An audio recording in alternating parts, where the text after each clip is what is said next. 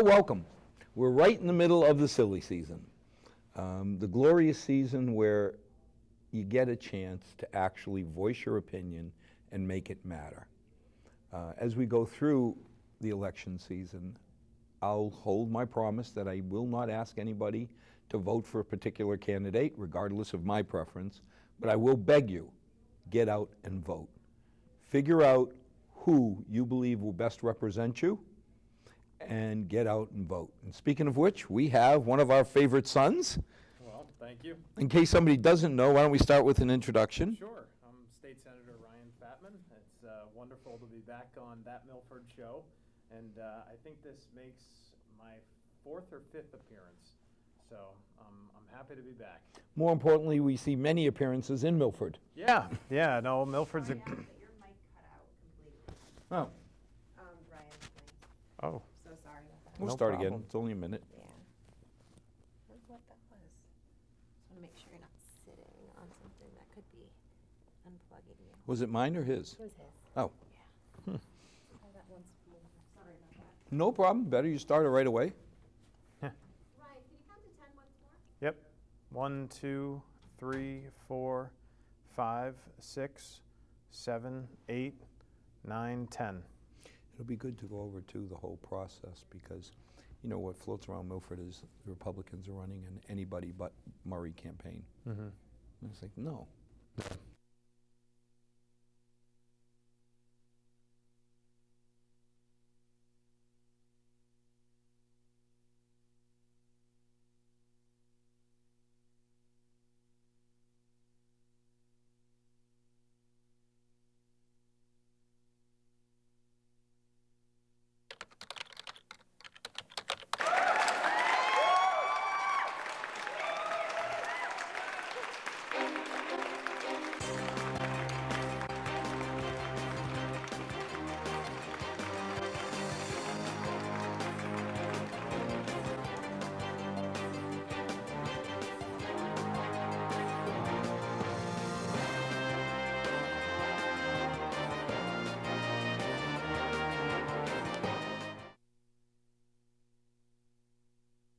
Love the silly season, but it's an important season. It's when we get to actually voice our opinion by voting.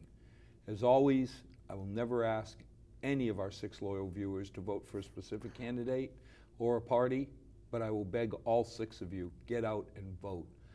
This is the time when your voice can be heard through the ballot box. And speaking of somebody who we picked up and decided should represent us, let me start with an introduction. Sure. I'm Ryan Fatman, the state senator for the town of Milford and 13 other wonderful towns. It's great to be back on the show and to be here in the wonderful town of Milford. Well, it's good to see you active in Milford. Oh, it's a great place to be, a lot of wonderful people. Got a lot of local leaders that keep me informed, and I try to do the same vice versa. So it's a lot of good leadership in this town and a lot of nice events. Just was actually at the Portuguese Festival and went over to the mayor's breakfast and rung in Ed Ross as the new mayor. So that's wonderful. It's a great community, a lot of nice community events. This is the first one I've missed in decades. Oh, no. Yeah. Sharon's father passed away, so we had to go to Pittsburgh for the funeral. Oh, I'm sorry to hear So that. we couldn't make it. It's the first time we missed a Portuguese picnic, and I can't remember how far back. Yeah, well, it's a wonderful tradition for the town, and a lot of great people come out. Well, it's amazing when you get 15,000 people all coming together. Yeah, You it know? really, it's incredible. And, you know, sometimes you hear there's, you know, 1 or 2 people who are doing things less than admirable. But out of 15,000, Yeah. you know, hats off to Tom O'Laughlin and the crew. Absolutely. The police deserve a lot of credit. And, you know, we're living in a season where the police should be recognized no matter what because they've had a few losses, you know, in their brotherhood, and it's really unfortunate and unacceptable, and we should always take that opportunity to say thank you for what they I was out do. in Pittsburgh for the funeral, and I was talking to some of the people there, and the topic about the demonstrations about police behavior came up. Yeah. I actually felt pretty proud that I could look and say, yes, Milford had a demonstration. It was in favor of the It was in police. favor of the police. Yeah. Yeah. Just to say to, you know, the people who are risking their lives, Yeah. thank you. Well, you know, Robbie Tassino from the force holds his remembrance ceremony, which is wonderful. And a few weeks ago, I had the pleasure of attending that. And at that time, I cited a statistic that, you know, the amount of police officers who had actually been killed in the line of action over the last year has doubled, and from the year previous. And so that was before the 5 police officers were shot down in Dallas, and some of the other situations have played out in Baton Rouge. But, you know, you just got to put your hat off. One of the best friends I had growing up in high school, he's a Sutton police officer, and, you know, every day goes to work. He has 2 kids now, and, you know, he said, you know, being in a small town like Sutton, we have, you know, not much that goes on, but with 146 that cuts right through it, it makes you really nervous when you're pulling somebody over there that you don't know what's going to happen. Well, they don't know if you're an axe murderer. I mean, I got pulled over. I've had 1 ticket in 15 years, but I got pulled over for a bad taillight. Yep. And the officer came up, it wasn't in Milford, and I looked at him, I said, I am not being flippant, but how do I get my, because he said license and registration. I said, sir, I'm coming home from a hockey game. You know, it was midnight. That big bag is sitting on top of my glove compartment. Yeah. What do you want me to do so that you don't think I'm doing anything besides following your instructions? Right. He doesn't know. Do I have a gun in the glove compartment, or what do I have? Yeah. He started laughing. Yeah. I said, well, as you can tell, I'm an old man, so I'm not much of a threat to anybody, but Right. tell me how to get out of the car, pull the bag out, and I'll give you my registration. I'm happy to. Yeah. And he started laughing. He said, just keep still. You know, Yeah. I was just born and raised with the utmost respect for enforcement of the law and the people who serve us. And, you know, it's just something I think we need to pass on to other people in our thoughts and our words and in our actions. And, you know, there's a lot of brave people out there. And when we're running away from something, typically they're running at it. And that's we're better I for heard it. something so profound that neighborhood policing should be considered. I'm sitting there saying, really? Let's see, I remember Artie Russo, we used to play hockey together. You didn't dare do anything because he knew you. Right. You know, this was not going to be an unknown officer Yeah. investigating. He'd walk up and said, okay, what happened and who did it? Right. And you didn't dare say no. You respected Artie. He drove us to hockey. He did all the stuff that a friend does, but the respect was there. Right. And I think throughout my whole life of growing up in Milford, when you saw him on his bike, he was Artie, but you knew he was doing the role of Officer Russo. Yeah. And at any time, you know, when the officer pulled me over, I could have been an axe murderer. Yeah. And how does he know at 12:30 at night? Yeah, exactly. And when their shift's over, they have a family to go home to, and ones they love. And we actually just in the town of Webster had a charitable golf softball tournament for Tarantino, Officer Tarantino, who had passed away. And I had the opportunity to meet his sons and his wife, and just so sad. You know, it's totally unnecessary, and you just got to keep them in your thoughts and that's prayers. when it all comes home. Yeah. You know, you feel bad because you read about Baton Rouge, you read about Dallas, but you're reading about it. Yeah. I can't imagine the emotion that you had to go through when you meet the child. Yeah, well, you know, it is emotional for me, but I can take that. For them, I just don't even understand having, you know, had my own baby just recently, and you'd think, you know, you can't love at least when I got married, I thought, oh, I can never love anybody more than my wife, and I still feel that way. But then when my little girl was born, it's like brought to another level. And I think when you consider what's happened, you know, to the Tarantino family in relative to where I am right now in life, it really hits home and breaks your heart for them. I mean, you're in the same spot I am, where you look at your darling bride and you say, she did marry below her. Yeah, right. You know, you exactly. sit there and say, oh my God, you know, we've been married just over 100 years. Yep. And yet, in my eyes, she's still the most beautiful, the most intelligent, you know, followed by the 2 daughters she gave me. And you sit there and say, I can't imagine what I would do. She's the foundation Yeah. of my house, of my family. Yeah. You know, you look at that family and all of a sudden a young man, a father, is just pulled out. Yeah. Yeah, it's so sad. You know, there's nothing in my mind that we can do to say thank you. Yeah. I know.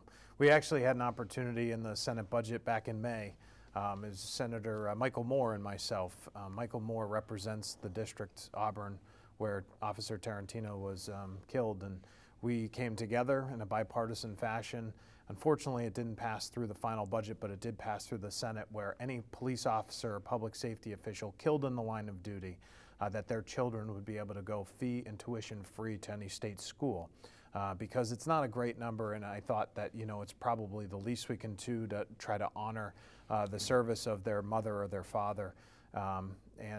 We passed it through the Senate, passed unanimously, which is a good step, but we weren't able to get it through in the final budget. But How could you ever vote against something? It's like voting against your mother. right, yeah, You know what I mean? You sit there and say, that is one benefit that I hope nobody ever needs. yeah. But if exactly. they do, you know, it seems like such a token. I mean, my hat's off. I'm glad you did it. In a $40 billion budget, it's really peanuts, and you know, honors their service, but really, you know, helps the family, and that's a wonderful thing. And hopefully, you know, looking forward, you know, don't have an opponent for this election coming up in November, and something I'm committed to trying to work on again when we go back in January and start to do the people's business again. So you couldn't have done too bad. Well, I worked hard. You know, I made a real point to get to as many community events as possible. You know, sometimes I think my wife was really either missing me or having a party with me being gone Steph so could much. be like my wife, signing me up for everything. Right. It's like, okay, so she gets to watch the Red Sox with no diversions because she's got me signed up. Yeah. So, you know, it was really great, and I got to know the communities really well. I felt like I had run a campaign that had been very interactive, but I needed to follow that up in the representation. Let's throw it out. One of the things that was brought up against you was that you weren't very active in the communities. Right.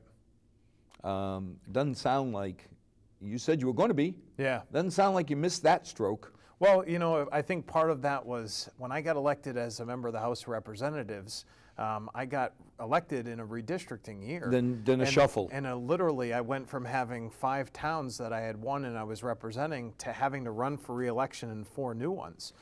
So like you said, the shuffle happened. And I think that probably in some instances, going to community events in towns that I was no longer going to represent became really difficult for me. But, you know, I'm very happy Well, I could representing. see it. Why haven't we seen our rep in a year and a half? Because he was only your rep last month? Right, yeah, and that was, I think, probably problematic for me.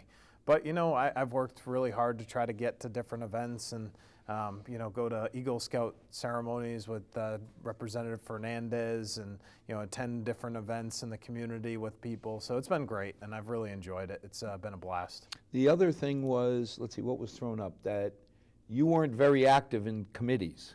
Oh, Now, I did check, and I think, are you on 7 now, or?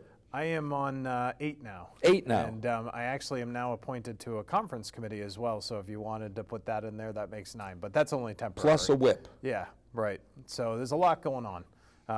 But, you know, that's what you sign up for, and I appreciate that. You know, you find the things you really care about on the certain committees.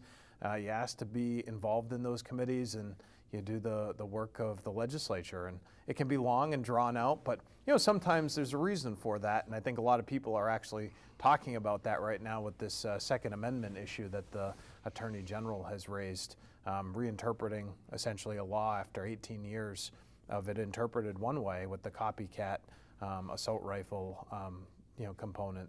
And so, you know, we have a process in place. It's sometimes long and drawn out, but it's a good process because when we don't follow that process and people just act and create law overnight, it causes a lot of problems. Well, you know, I always thought one of the strengths of American government was we are a supertanker. Yeah. I lived in France in the 80s when the conservative government was thrown out by the socialists, and all of a sudden, the pendulum just swung in a mere matter of months. Yeah. Total chaos. Right. You know, and I'm curious about this whole faux assault rifle thing. Yeah. Yeah. Is there not a process to go through? There should be. In my opinion, there should be, and that's really what has, where she's off the mark, the Attorney General. Attorney General's a nice person, and I think she's well-intentioned with what she's trying to achieve, but I just think she went about it the wrong way completely.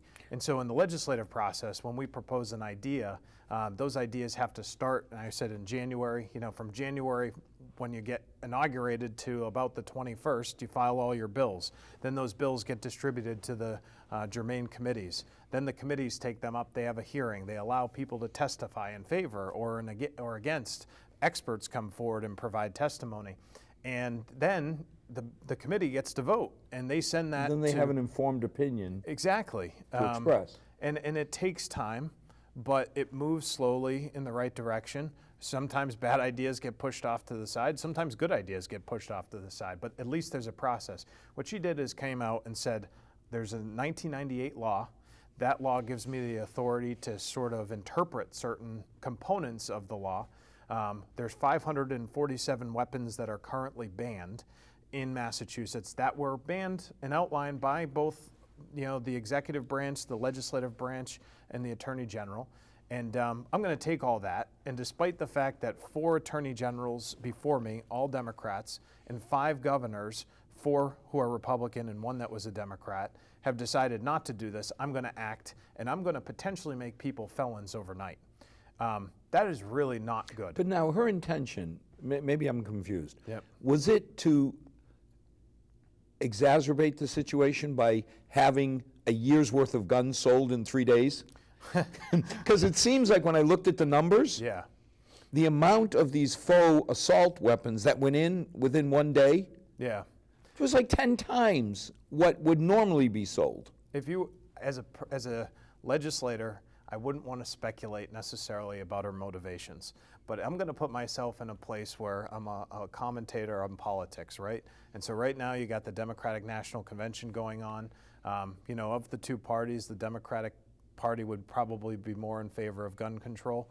And she is assumed to be a rising star in the Democratic Party, won an election in a primary that no one thought she would win, didn't even win it, she won in a landslide. Right. And despite, the active governor campaigning against her and for the other person. And so I think that this is something that she has done somewhat politically motivated to elevate herself as she goes to the DNC and is able to perhaps present and speak. And in fact, she was doing that today. Getting a lot of attention for it. So she goes to Philly and says, look what I did. I got 10 times more assault weapons sold than ever anybody thought. Right. But never again they can be, and I think that... Yeah, but Ryan, with all due respect, that's like saying, never again will those horses leave the barn because I'm bolting it shut. Right, yeah, that's true. Well, there's no horses left in the barn. That's very true. When I think of the sheer volume Yeah. that went out the door. Yeah, no, it was a lot, and that tends to be that pendulum swinging when you do that. But, I think that we had a big rally at the State House on Saturday, first session I've ever been in on a Saturday.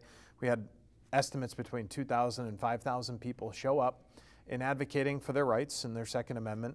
A lot of good people who had purchased these weapons in question and done so under a legal premise, and then to find out that, maybe 2 or 3 or even 10 years later, the weapon that they had was deemed illegal.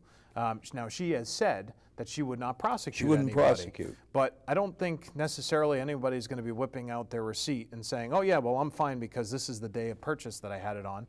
And she also said that she may reinterpret that and change her mind, that things can change in the future and that Now, she may prosecute. If I bought an AR-15 a year ago, Yep, it was legit. yep, After her edict, yep. that AR-15. Can't be purchased and But cannot be owned as well. see, there's my problem.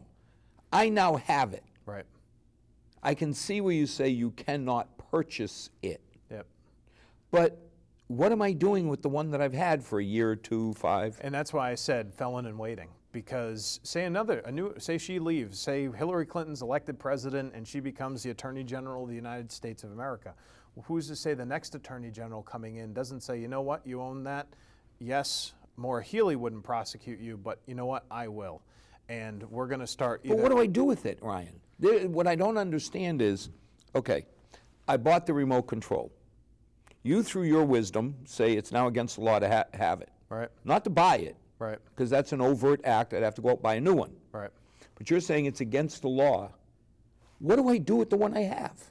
I mean, one question that's been raised is when you go for your license renewal, do you then have to bring the weapon with you and turn it in? And who's going to reimburse me? That's property, right?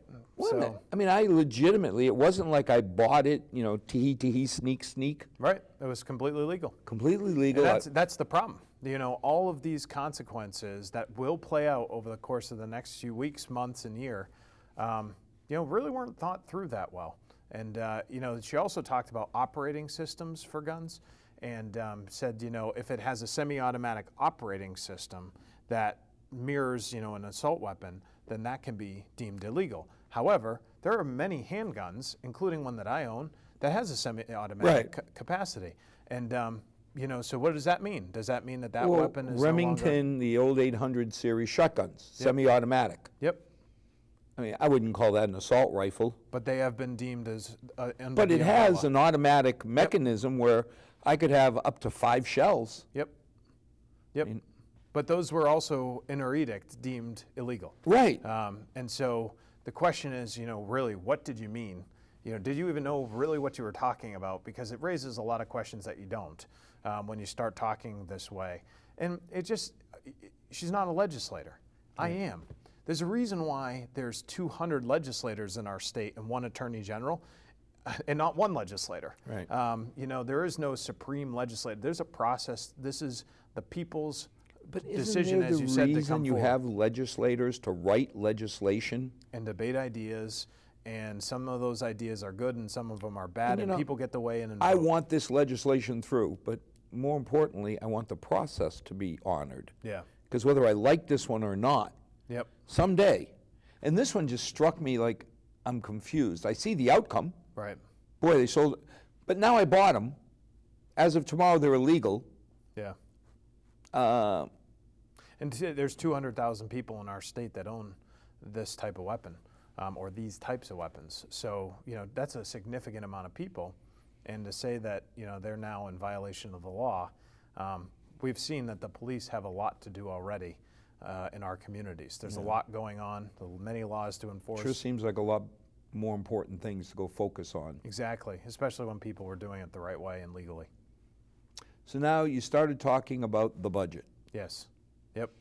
You know, the good Dr. Baker seems to be taking a lot of heat because it's like not in my backyard. Yeah. Right. Well, not in my budget. Right. Yeah. You know, when you look and you say, I'm going to cut. I mean, we had some nice pork. What do they call those? They don't call it pork. Earmarks. Earmarks. Yeah. Right.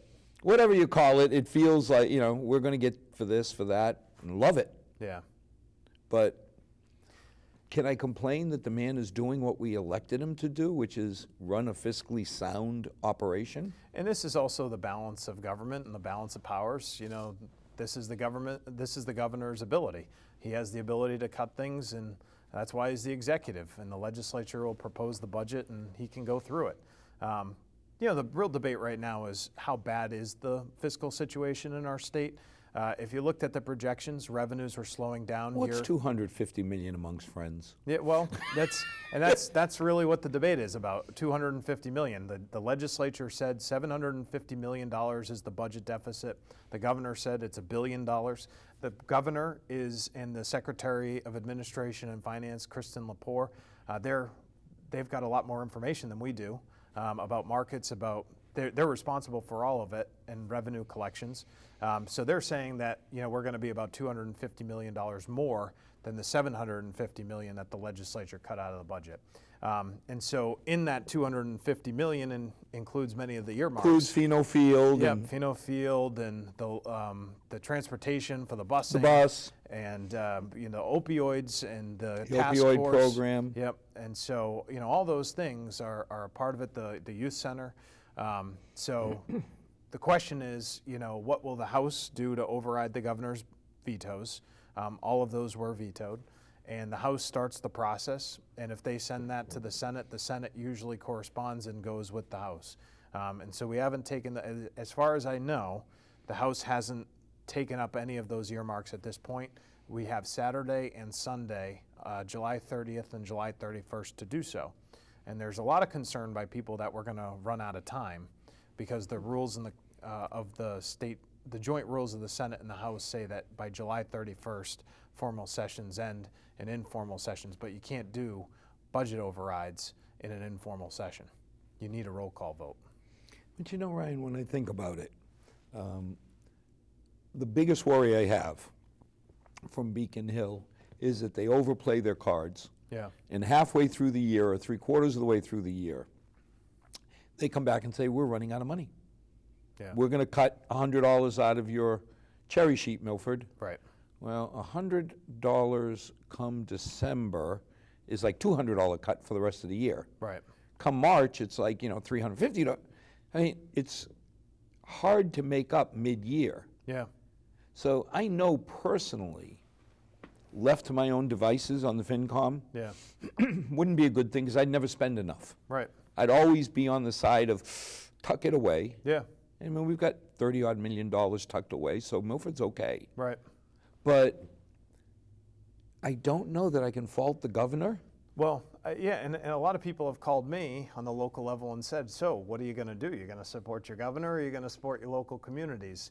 And I kind of chuckle at that because I say, well, he is your governor, isn't too. it the same? Yeah, it is your governor, too. It's all of our governor. And for the most part, people think he's doing a really good job.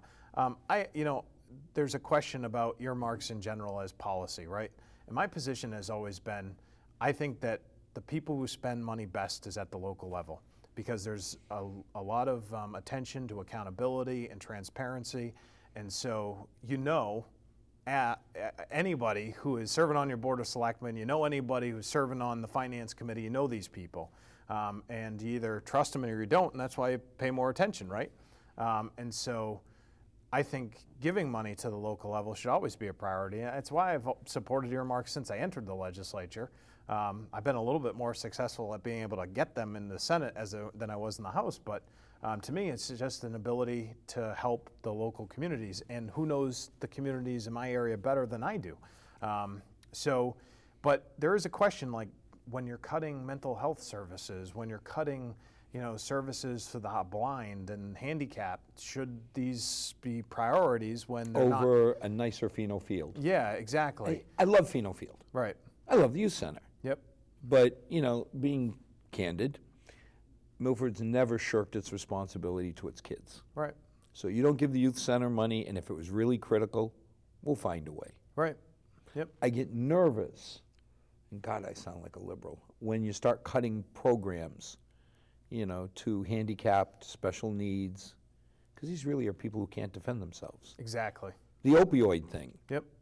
And you sit there and say, we've gone through it with Sheriff Lou, with our Chief Tom, and the image of the back alley junkie. Yeah. And all of a sudden you see the high school athlete, and wait a minute, Yeah. these are my neighbors. Yeah. These are their kids.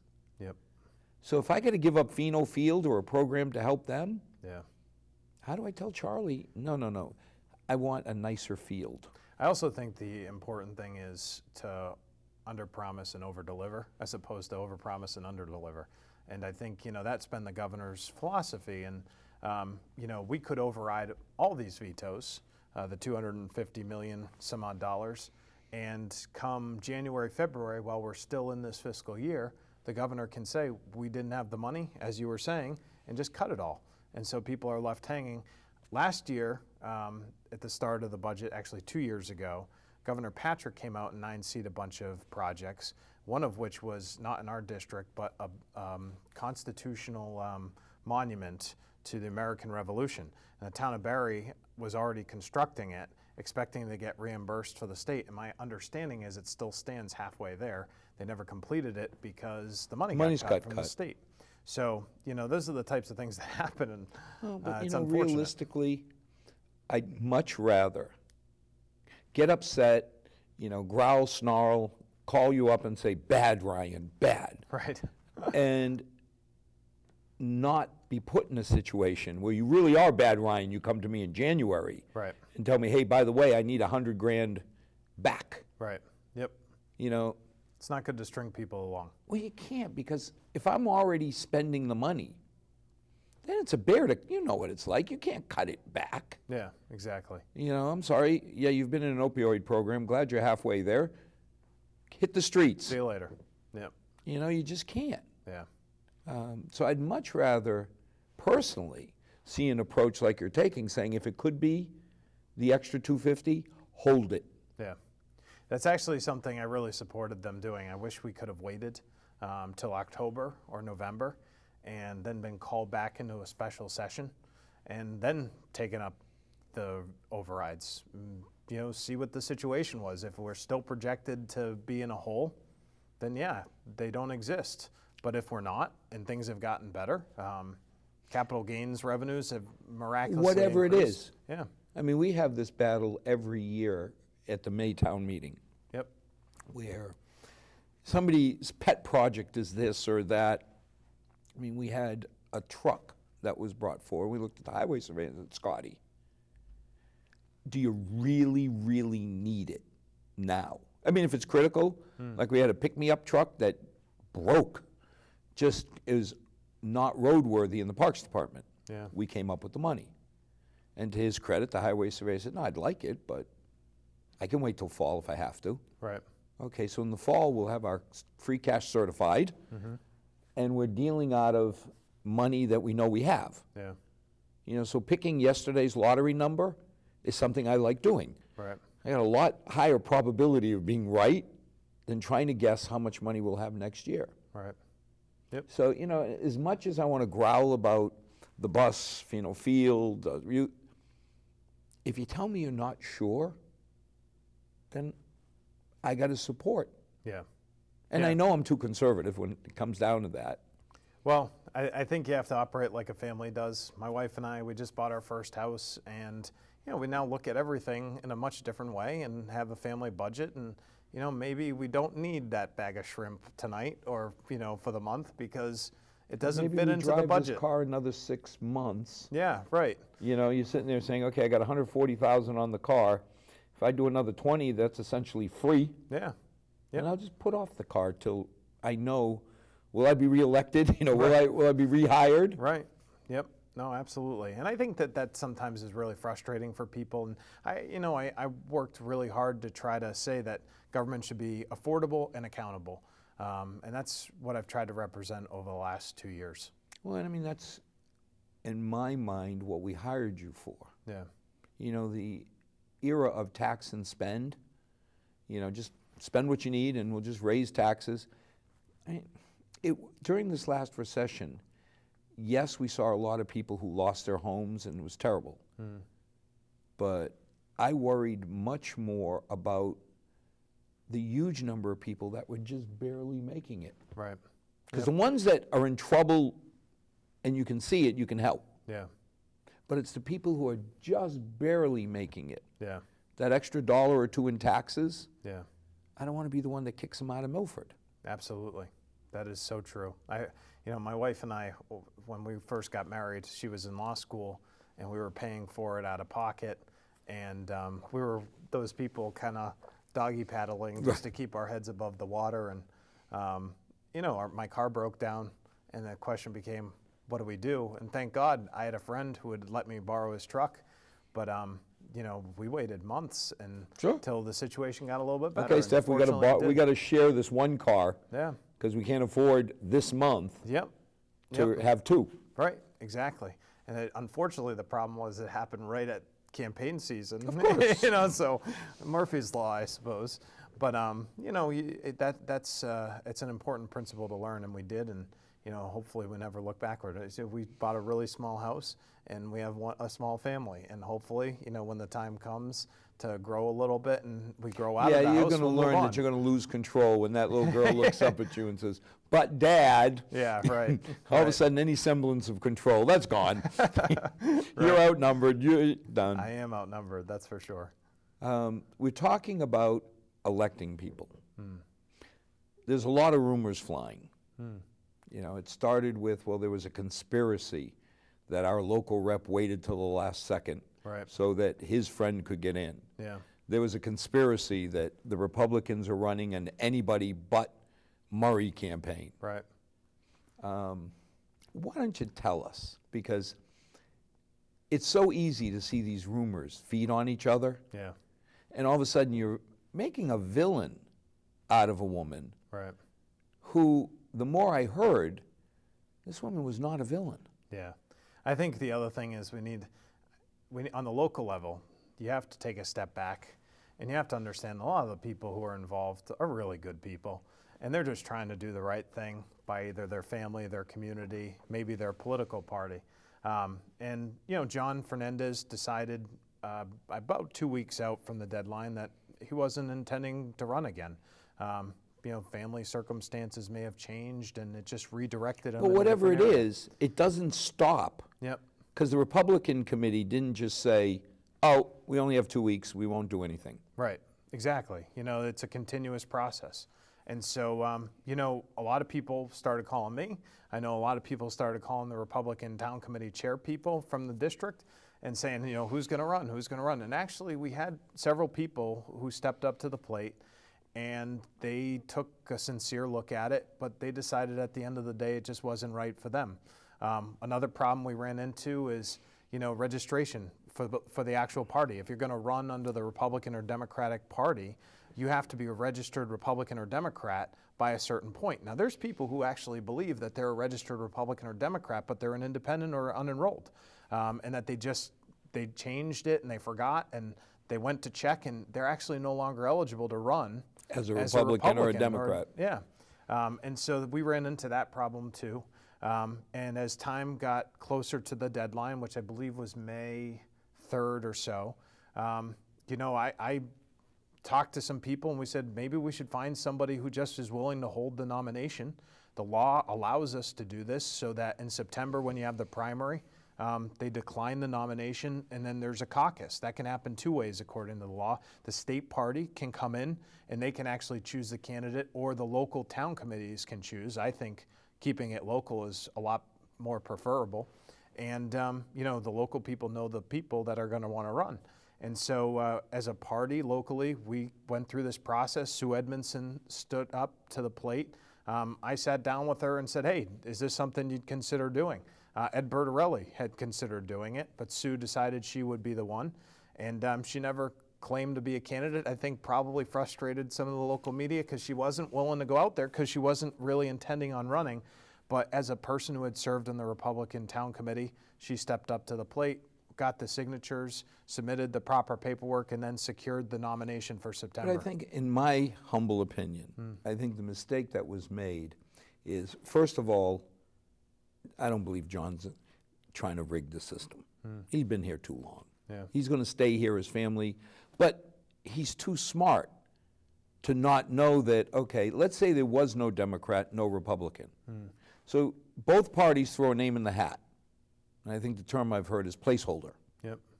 So now you've got from May to September. Yep. So you do have, it's not like by him deciding that he's not going to run, that he only had a week or two to move. Right. You know, the Ed Bertarellis, you know, the head of both parties have been around a while. Yeah. They're not just going to say, oops, I forgot. Right. Yeah. So if there was no Democrat, the Democratic committee would throw in a name Yep. and know they've got 6 months Yep. to now think about and vet a logical candidate. Yeah. Yep. And isn't that what you did? Yeah, that's essentially what we did, and we try to extend the deadline for us because, you know, based on the state regulations to put your name on the ballot, it was that early May date, but that wasn't going to work for us, so we decided we would go about it a different way, find a candidate, have them be a placeholder candidate, and then have a discussion into July, which we did, and say who should run. And, you know, Sandra Biagietti, Sandra Slattery Biagietti, she was born and raised in the town of Milford and moved over to Hopedale. She was the one that at the end of the day really wanted to do it, and people said, you should absolutely run. And so in September, after the primary process is all done, she'll be our candidate on the ballot in November, and her and the Democratic candidate, Brian Murray, will, you know, have a debate. See, if anything in my mind should have been done differently, is should have gotten up and said, look, guys, here are the rules. We need a placeholder. Yeah. So we have somebody who will put their name in, and give us the proper time to find the right candidate, be it Democrat, Republican, or, purple, red, blue, or purple. Right. Then at least people would know. I think the confusion came, because I kidded Ed, I said, is this like a stealth campaign that you're not going to tell us who's the candidate? Right. And to his credit, he said, no, we just don't know yet. Right. Yeah. And actually, Saturday, that candidate came forward and said, I've decided to do this. And, it's a very personal process, too, because I, as someone who's been a candidate, especially as someone who made the decision to jump from the House to the Senate and challenge a guy who'd been around for a while and was an honorable guy, that took me several months to think about. When I was thinking about running for state representative for the first time, that took me several months to really think about, is this right for me right now? Is it right for my family? Can I offer something to the community? And so that process takes some time, and for Sandra, it was the same thing. She wanted to make sure that it worked for her in her personal life, it worked for the community, and that she would be a good person. And, it was July 23rd, this past Saturday, that she decided, I'm in, and I'm ready to run. And again, my hat's off, because, when I think of when I was young, my darling bride and I moved to Paris. We were on the road 3 weeks out of 4. Oh, nice. And we loved it, because we were traveling together throughout the Middle East, Africa, Eastern Europe, Soviet Union, Southern Europe. It was great. Yeah. Put my daughters in the mix, and leaving them for weeks, Yeah. all of a sudden it was like, no, Yeah. there's no money worth not seeing. I have a hard enough time, I only see my grandson every other day. Yep. Or 5 days out of the 7. Yeah. I can't imagine leaving for a week, and yet what I applauded you for is that you're at all these functions. Yeah. And I got to remember that, there are 28,000 of us that know Milford's the center of the universe. Right. 6 billion need to be educated. Right. But there's 12 other towns that you still have to go to. Yeah, 13, yeah. It's Milford plus 12. Plus So- 13. Is 14 now total? 14 total. Oh, I thought it was Yeah. 13. Yeah. But, either way, Yeah.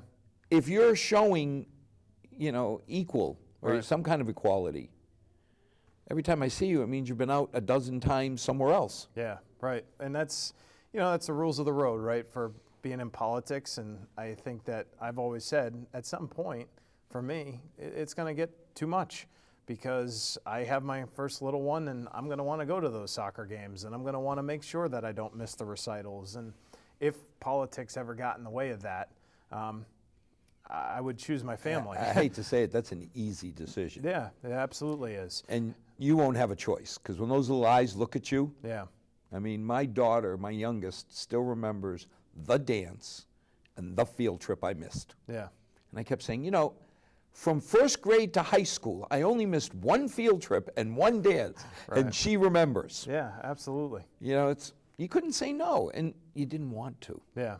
And sometimes I've had this thing where people will say to me, okay, well, what's next? And I say, what do you mean? And they're like, well, what are you going to do next? What are you going to run for next? And I'm like, oh, put the brakes on that. I have no intention of running for anything else but the position I have. I'm very happy. I like the job that I do. I enjoy the people I work with. I really appreciate the communities that I represent. And any step above this means you're doing less with your family, not more. I watch Charlie Baker and Karen Polito go to events, and I know that they're up at 5 in the morning and not home till 10 at night, up and out of the house at 5 in the morning and not home till 10 at night, and at least. And so, that idea to me is completely unappealing.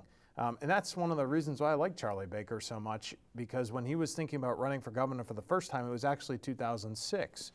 And he declined because he said, you know what, I still have 3 kids, and 2 of them are not out of the house just yet. And so it's just the timing really isn't right for me. And I really appreciate that. Well, doing anything in Washington, there's a reason you keep a home in Washington and Yeah. a home here, Yeah. which means if you're doing justice to either one, Yep. and you can't just yank your kids out of Massachusetts and move them to D.C., Yeah. Exactly. because then everybody screams you're not home Right. with with the people you're representing. Yeah. And depending on what age they're at, you're taking them away from their friends and the people they've come to know and love. So, not easy. No. Election season. Yeah. This one is one for the books. Oh, it is. This one is one for the books. Yeah, it definitely is. I mean, everything I heard about the Republican committee, their convention. Yeah. Somehow the Democrats seem to want to outdo it. We're living in a crazy world. It's crazy for politics, it's crazy for violence, it's crazy for just about everything. I think it kind of is a manifestation of the changing world that, technology has revolutionized. A lot of people feel like they're out on the sidelines due to that technology and innovation.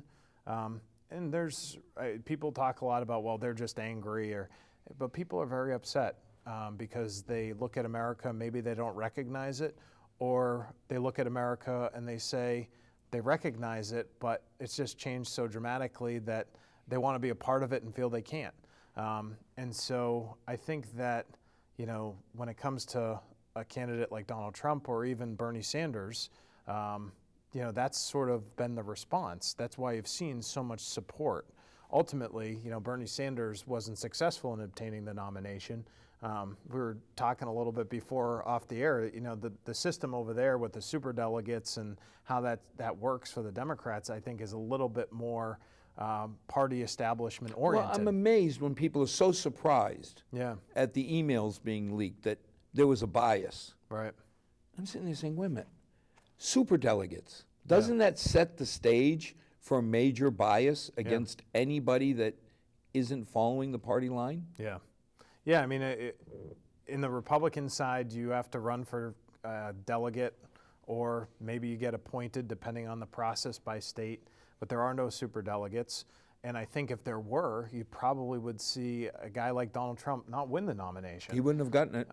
They would have tried to do something to prevent it. And honestly, that was tried throughout the entire process, even without superdelegates.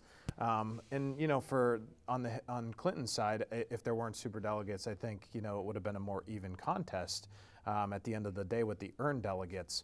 But the superdelegates put her over the top. And it's going to be fascinating. I don't think anybody can predict what's going to happen in the next 100 or so days for the presidential election. But what I can tell you is I am absolutely 100% looking forward to these debates, because I think they're probably going to be the most watched debates in the history of presidential debates on TV.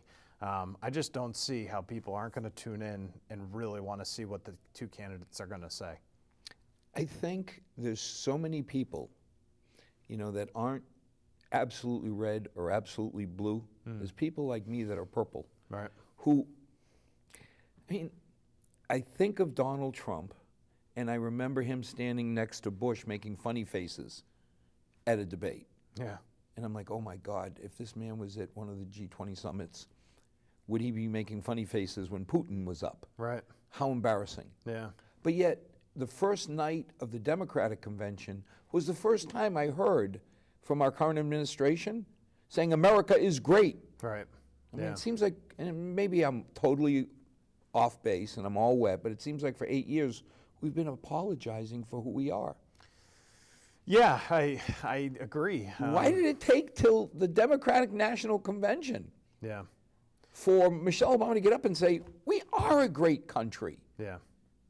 And the bottom line is, parties aside, and quite literally parties aside, we are a great nation. We have done so many wonderful things to this world, and our people are selfless and willing to sacrifice, and they always have been. And you said it here. I think about, if we lose money for the kids, right, and we need to find a way to do something. Well, I remember a time in Webster where my wife and I now live, and they were going to cut the fireworks for 4th of July. The town didn't have the money for it. So what happens? Two individuals step up and they give $25,000 apiece, and now we have a $50,000 fireworks show. I think about a time where people couldn't afford in Webster to build a new police station. What happens? 3 people stand up, $1 million of private investment is put forward, and now we build a police station. They were very successful people who invested in Commerce Insurance, and they were able to turn around and make that into a community investment and give back to the town. We're wonderful people. But I think that what's happening is society has changed in the 24-hour news cycle on Facebook and Twitter, that so much information is available and that you have to catch people's attention spans, and we're concentrating on the wrong things. We just are not, the stuff that I see on the local level, in the Boy Scout and the Girl Scouts and the National Honor Societies, that's not making television because it's boring and it doesn't bring in bucks, right? But, you know, it is happening. And that, I think, is the greatness of America. And, you know, I think if we had more of an engaged community that wasn't, you know, focused so much on the macro but looked more at some of the micro things going on, they'd be really proud. You hit it, because this weekend I was sitting out, my daughter had dropped off my grandson, sitting out on my front lawn, letting him crawl all over me, and my mother is sitting there. My daughter shows up, and it hits you saying, with all the criticism, with all the nonsense going on about how bad our police, our fire, all these people are, this is what life is about. Yeah. I'm in my little town of Milford, just enjoying being with my mother, my daughter, my grandson, Yeah. playing on the front lawn. Right. How much more boring? Then you got to look and say to Tom O'Laughlin, thank you. Right. Because the only reason I can do this, It's because it's safe. because it's safe. Yep. I'm not worried about, you know, except the terrorist dog down the street who comes and signs my bushes. Right. But, you know, it's kind of nice when that's the biggest worry I have. Yeah, absolutely. But, you know, there is a lot of uncertainty out there, and you know, we still got, I think, 3 days left in the Democratic National Convention. I'm really looking forward to hearing Hillary Clinton's speech. You know, not to be partisan, but, you know, I think that she has a lot of questions to answer about her position with the emails and the server and how that played out. You know, I think there's a lot of people. I'll put you on the spot. You think she'll answer any direct questions? Probably not. I mean, I keep laughing about Hillary Milhouse Clinton. Yeah, Because if anything, when you study Richard Milhouse himself, yeah, I always believe that what did Nixon in was believing he was above the law. yeah, I really do have an opinion that if he had gotten up in front of the American public and said, I blew it, yeah, I was stupid, I was wrong, please forgive me, right. I don't know, people would have turned. Americans don't kick dogs when they're down. Yeah, no, I agree. But now you got her, and it's like, no, Yeah, let's look to the future. Well, I got what I wanted, right. so let's not talk about. The whole wiping of the server. You mean I wiped it? I mean, that's kind of stupid and unfortunate. And I think, you know, as a younger person, I just turned 32 years old. My generation, millennials, are becoming the largest voting population there is. There's a lot of disappointment. And it's not monolithic to one party or another. It's kind of out there just in general. And I don't think that our generation sees anybody that truly, A, can relate to us, and B, is inspiring. And I say relate to us, and I was just with my family this weekend on Sunday, and, you know, they were making fun of the millennials and saying, you know, how selfish and all this stuff we are. But, you know, to a degree, our generation has revolutionized society with the Facebooks and the Twitters and Airbnb and Uber. You know, these things are things that my generation has created, and they're great. But I also think when they look at the leadership in the country, to an extent, Barack Obama captivated them. But I also think that there's been a lot of disappointment. In some instances, there's been a lot of encouragement. I think especially for you know, minorities who have seen a minority become president of the United States and say, hey, anything is possible in America. But I also think that there's a lot of people out there who are just kind of checking out when they should be checking in at a really important part of our nation's history. The millennials have expanded our knowledge. Yeah. You know, when you think about the Kennedy era, he would have never gotten away with what he got away with in the White House. We'll keep it at that. You know, because you'd know about it an hour later. Right. Somebody would leak it, somebody would broadcast it. So I think a lot of it is they're getting access to real-time information. Yeah. You know, when everybody said CNN revolutionized the world with instant reporting of war zones. Right. Well, isn't it the same thing in our politics? Yeah. I mean, can you really sneeze, Ryan, without somebody saying, bless you? Yeah, right. You know, as a legislator, you can't get away with anything. Well, if you look at our state, you might disagree with that. But they get caught. they sometimes get caught. Yeah, they get caught. The question is, do they get prosecuted, I suppose. Well, that's another one for isn't another that the day. whole thing with, I mean, the FBI? Yeah. I would have had more respect after they went through the whole list. She broke the law, she broke the law, slap her with $1 million fine. Yeah. Now, intellectually, I know that's a joke because somebody else is going to pay it. Right. Because, Bill Clinton has said they don't have any money. The $200 million they've raised is barely enough to pay their bills. Right. But at least I would have felt better Right. if you did something. Yeah. You take on an oil company and you make them pay $1 billion. Right. Is it really hurting them? No.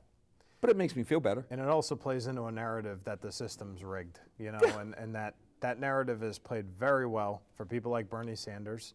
Elizabeth Warren has used that terminology a lot. And even, Republicans have used it. And to an extent, they're right. There is a rigged system. I have seen people who, in politics that are elected, they get treated very differently than somebody who is just your average Joe, and that shouldn't be the way it is, which, is just really unfortunate. But I feel that it's incumbent upon people in my generation to try to change that. The America you deserve is the America that you're going to inherit, and that is incumbent upon those people to get involved. Well, it's just like the Supreme Court issue. Are the Democrats right? Yes. They should be able to have a full Supreme Court. Have they forgotten that they did the same thing? Right. That Obama did the filibuster and Biden led this charge. When they had the opportunity, they did the exact same thing. Yeah. So I sit there and say, okay, guys, what's the difference? Well, the Republicans have the majority votes. Yeah. Just like you had before, and you did the same thing. Right. So, you can see where a lot of the millennials are saying, this just isn't right. Right. And it's really important. It's why history is such an important part of education. I've gone back, and one of my biggest concerns about this election is that no one will win the Electoral College, that no one will receive 270 electoral votes and therefore not be president on November 8th or November 9th or moving forward, and that people probably don't know the process from that point forward. There is a process spelled out in the Constitution, and the process is that it goes to the House of Representatives. And so in this modern day society, if there's a detriment of knowledge about that, it could look rigged. And knowing that the House of Representatives is controlled by the Republican Party, and then they choose, that could make it. When was the last time that a large percentage of American voters at this point said, I don't know? Yeah. Okay, I just can't imagine voting for Donald Trump because of what he's saying, even though he'll never get through Congress half the stuff he says. Right. I can't imagine voting for Hillary because I don't know what she says because she's going to change it to her advantage. Right. The one thing Trump drove home in my mind when he said, her life has been best characterized by scandal after scandal after. So I got two. Right. That, boy, I like to vote for somebody that I feel proud, that I believe will lead. Yeah. And I'm struggling. Right.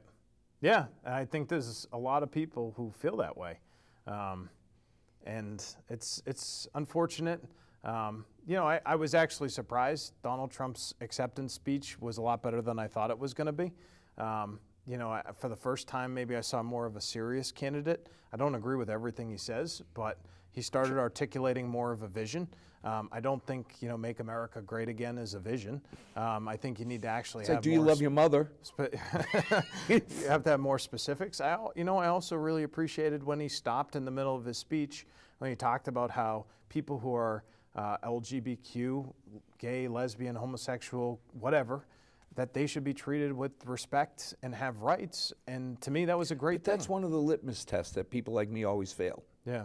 Because you get out to the square states, and when they say gay, and we answer, who cares? Right. All of a sudden, no, you have to say bad. Right. It's like, wait a minute. As long as it doesn't affect me, Right. isn't that what our country was founded on? Yeah, absolutely. I get to do my thing as long as I don't interfere with yours. Right. And that's why I was just really happy to see everybody applauding, because that, I think, encapsulated exactly what you're talking about. Live and let live. Well, it may be that he's realizing that he's got a shot at this, Yeah. and the build a wall and fly to the moon and all the other things, okay, that was fine in the primaries. Now let's start talking serious. Yeah. Now I got to put my money down. Right. I got to write the check. Yep. Now I want details. Right. So. And I think that's what he has to achieve, moving forward. And he has to prove that he is going to be a candidate who is serious about running for president. And I think that for Hillary Clinton, she needs to prove that she's trustworthy and that when she says something, people can believe it. And I think she's going to struggle with that a lot based on Well, I'm the one past of the history. 68% that says if history is any indicator of the future, she's never told the truth on these major issues yet. Right. Yep. So, well, hopefully we'll get you in before, somewhere around October. It'll be interesting to see where we are. Yeah, that'll be great. And thank you for everything you're doing. I'm going to be out there. I know I'm not having an opponent, but I'm going to go out there and knock on doors in Milford and say hello to people again before the election day. Well, as always, thank you to our 6 loyal viewers. And as we started the show saying there are candidates, we won't tell you which one to vote for, even though Uncle Ed and Miss Christine will hate me for that. But we will beg you, get out and vote. Learn about these candidates. Figure out which one best represents your views, and then voice your opinion. So as always, may God bless, good night, and let's hope that tomorrow's a better day than today. Great.